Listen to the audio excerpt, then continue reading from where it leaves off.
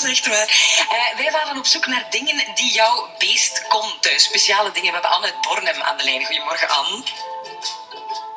Oei. Ah ja, Anne, wacht. Hier is. Dag Anne, goedemorgen. Hallo. Hey, goedemorgen. Jij hebt iets met dieren, hè? Ja, dat klopt. Vertel. Ik heb een bedrijfje dat eigenlijk gespecialiseerd is in het uitlaten van honden. Ik geef ook trainingen aan mensen met honden. En als je op vakantie bent, dan kom ik eigenlijk ook voor je huisdieren zorgen. Zeg, en Heel gevarieerd, maar heel leuk. hoe heet jouw bedrijf? Hondenrondje. Kijk, dat vind ik nu geniaal, hè?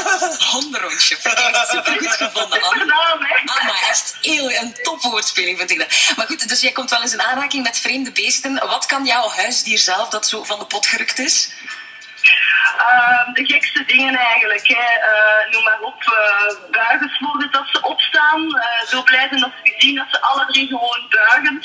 Dan zeg ik soms al eens al lachend van buigen voor het kapitaal. En dan doen ze dat ook wel. Dat zijn wel leuke dingen. Oké, super. En nog? Nog dingen? Ja, echt de gekste dingen. Het zijn 3 border collies, dus ze kunnen echt wel heel veel dingen. Heel veel verschillende oefeningen, zoals door de benen slalommen, tussen de benen lopen. Ja, echt zo, ja. De zotste dingen, hoe gekker, hoe liever gewoon, hè. Ja, je kan dat een hond aanleren. Zou ik dat met mijn mouwtje ook kunnen, met mijn kat?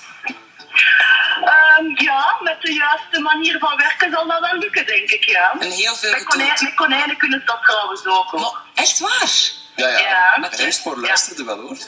Ja, Ja, kijk. ja. Wat vindt Maar ze? goed, dat we af en toe eten geven. Maar ja, tuurlijk. Van nu hoor je het is van een ander, hè, Vincent? Dierenmoordenaar. Nee, dat is niet waar. Hé, maar Anne, superleuk. Jouw border collies.